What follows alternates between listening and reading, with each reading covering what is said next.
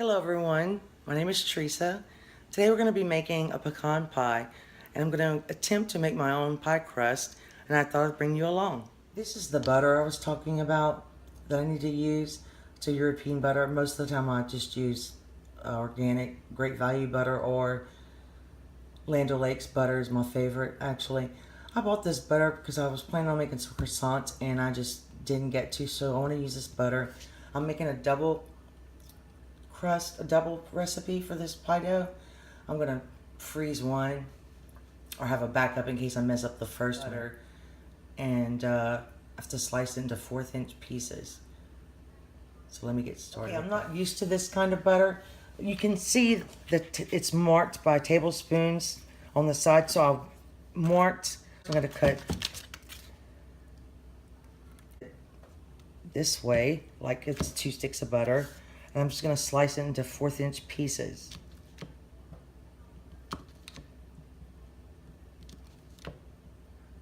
Yeah, I haven't made a lot of homemade pie crust, but I really want to get better at it. And it can't hurt with this really good butter. So they're about this, I don't know if you can see, they're about this thick, 1/4 of an inch.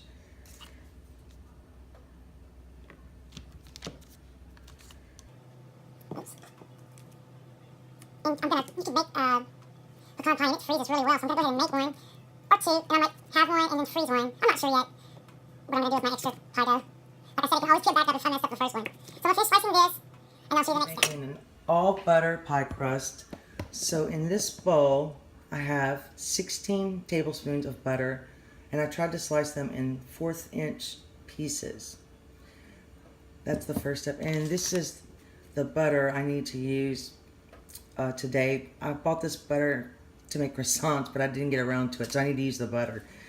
So the first step is to slice 16 tablespoons and then put it in the freezer for 15 minutes. While butter's in the refrigerator, I wanted to mention that I'm making a double crust recipe, so I can put one in the freezer or have a backup in case my first one doesn't go well. And I wanted to say this is the recipe I'm using. Let's see if I can get a good close-up. That's the recipe, and I'm using this book, the Cook's Illustrated Baking Book. I really like this book. I haven't had it for too long. And while the butter is in the freezer, I'm going to measure out my ingredients. I'm going to go ahead and tell you I'm going to mix it in the food processor as well. Okay, let's get started. My butter's in the freezer, but I'm going to start with my dry ingredients. I have 2½ cups of all-purpose flour, 1 tablespoon of sugar, 1 teaspoon of salt, which I did not add the salt because my butter is salted. And you need, let me show you, 1/3 of a cup of ice water and 3 tablespoons of sour cream. So I have my water and ice. I'm going to measure it out to 1/3 of a cup. And it says you may need more, so I'm going to keep the water on standby. And take my sour cream.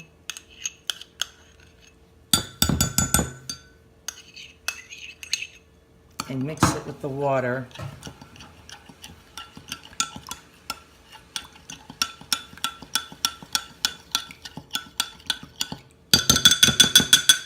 Sorry about that. I gotta get that sour cream off. Okay, and put that to the side. Bring my food processor back. I just have a regular old food processor. It's not a really good one, but it works. So I'm gonna dump my flour mixture and my salt and my, which I didn't add salt, my sugar, flour into the food processor. This always makes such a mess. I think that's one reason I don't really like to make pie crust. Okay, I already mixed that well. I'm gonna go ahead and give it a pulse.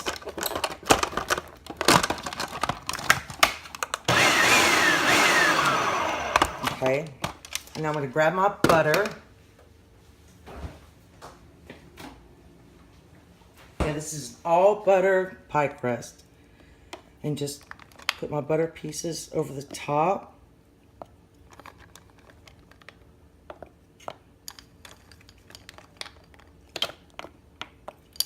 Sure seems like a lot of butter.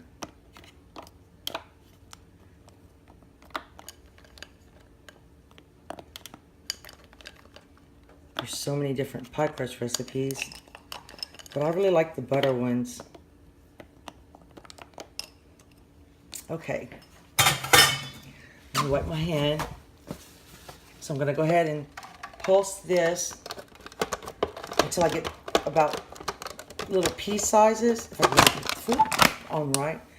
So I'll bring you back when I get that, so you don't have to listen to the loud noise. Okay, let's look at the consistency.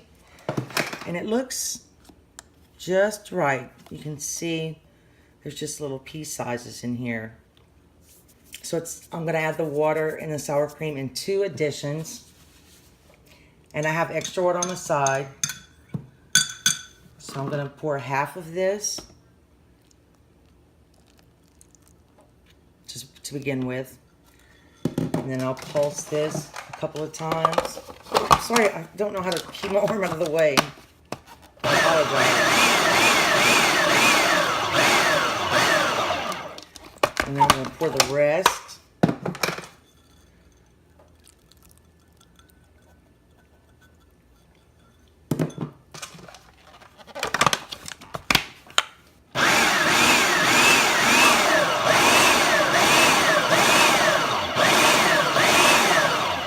It looks a little dry to me. Let's see if it clumps up. I think it needs just a touch more water. Can you see it doesn't really stay together? So I'm going to add I'm going to start by adding 2 teaspoons. I always make the mistake of adding too much liquid. And so I'm trying not to do that today.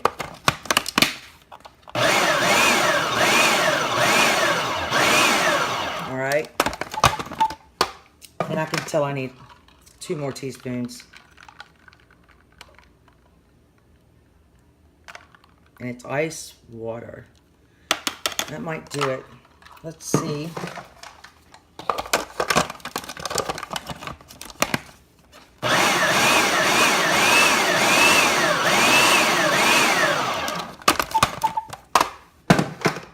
And now see how it stays together? I think that's just right. So let me bring you over to the other side where I'm going to pour it out and divide it. 2 areas so I can wrap it up in saran wrap. I mean 2 places for it to be, but I'm going to pour it in here to begin with and try to knead it together with the saran wrap. Oh.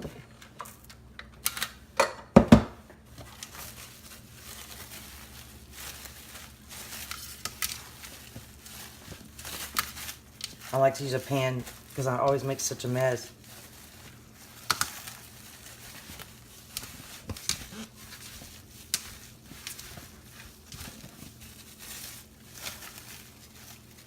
Okay.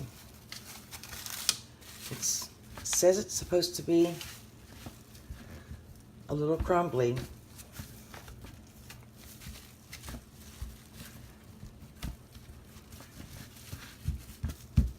Okay, that looks pretty good. Let me divide this and shape it as round as you can so it'll be easier to roll out. I'm going to put half of it over on this side.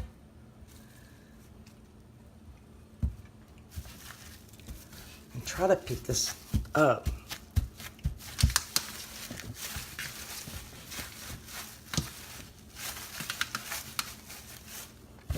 And shape it into a circle if I can do it.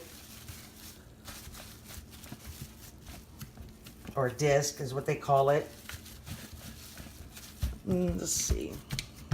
You don't want it to get hot. You don't want to melt the butter so you can have a flaky crust. So I'm probably gonna have to rewrap this. I'm gonna wrap them up like this. And then I'm going to chill them in the refrigerator for 1 hour, and then we'll go from there. I have my pie dough. It's been chilling for an hour. And I'm going to attempt to roll it on this mat, and I put something underneath it to keep it from moving all over the place. But I got some extra flour. I'm just going to flour my pastry mat very well. And flour this dough. It feels, I might have to let it sit out just a minute, but we're going to go ahead and try to roll it. And then just keep turning it.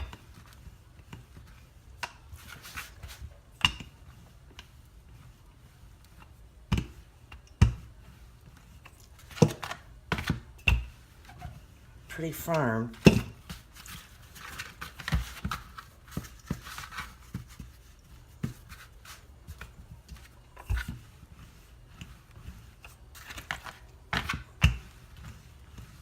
And you want to try to get it to a 12-inch circle.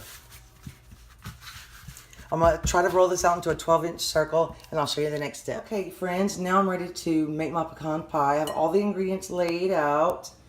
And the recipe that I use is actually right there. The only change I make is I add 2 teaspoons of vanilla and 2 tablespoons of flour. So I have my 1 cup of sugar. I'm going to add 3 eggs. And I always have my eggs at room temperature. I'm just going to mix that in.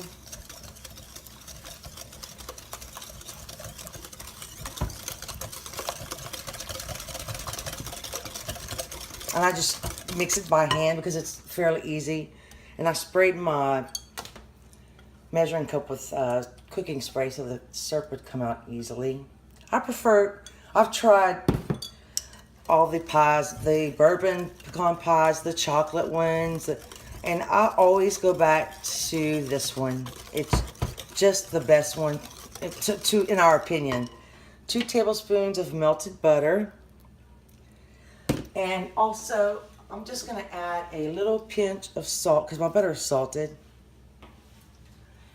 Now, the only bad thing about pecan pies is they do take about an hour to bake. I'm going to add my vanilla. I use this vanilla. It's my favorite. I get it at Walmart. Let's see, that's 1. Sometimes I can go overboard with vanilla because I really like it. And I don't measure it. You're supposed to. I'm going to go ahead and add my 2 tablespoons of flour. The flour just helps it set, and you can't taste it, in my opinion. I like to use it. I was taught to use it. And I had my crust sitting in the freezer the whole time. We're waiting. I'm going to fold in the pecans. And it's 1.5 cups of pecans. And just mix. I like to use chopped pecans. I find the pies easier to cut and chew. And that looks pretty well mixed. I'm going to take my crust and just pour the mixture inside. Whoops. And I was surprised the crust came out as well as it did. I don't have a lot of experience with pie crust, but I'm trying to learn. It's a lot of fun. Okay, I'm going to put this in the oven, and once it's done, I'll show you what it looks like. The oven needs to be set at 350. I'm so sorry I forgot to mention that. Okay, I baked my pie for exactly 72 minutes. I'm going to take it out of the oven.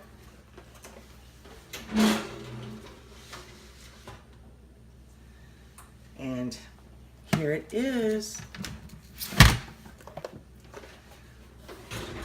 My crust broke a little bit right here. And I forgot to mention, I always put it on a bigger baking sheet because it leaks sometimes.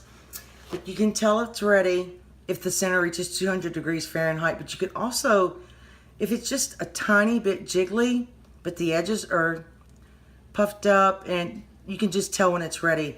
Now this has to cool for 2 hours or more. So I'll bring you back when we decide to slice it, and I'll show you what it looks like. Okay, here's the pecan pie. I let it cool for about 3 hours. And I cut it, and you can see it came out really well. I messed the crust up a little bit right here, but it's homemade, and that's something I need to practice. But the crust, let's see how it tastes. And I put a little dollop of homemade whipped cream on top.